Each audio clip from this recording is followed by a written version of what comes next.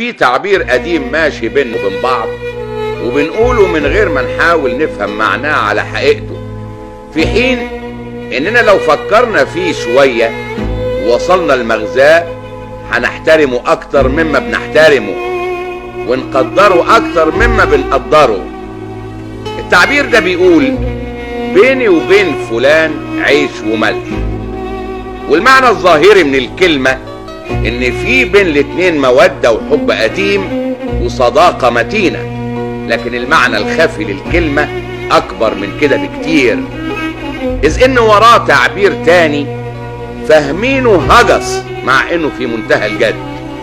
وهذا التعبير التاني هو بيت الشعر العامي اللي بيقول اذا لم تكن لي والزمان شرنبرم فلا خير فيك والزمان ترلالي. وشرنبرم هنا معناها شر مبرم، يعني شر حاصل حادث موجود. وترللي يا حضرات السادة الأفاضل يعني تراءى لي، أي ظهر لي، يعني وضح لي. يعني لو ما كنتش معايا والدنيا مدياني قفاها ومش شايف منها غير شرها، يبقى مفيش منك خير لما تضحك لي والحظ يديني وشه ويتراءى لي.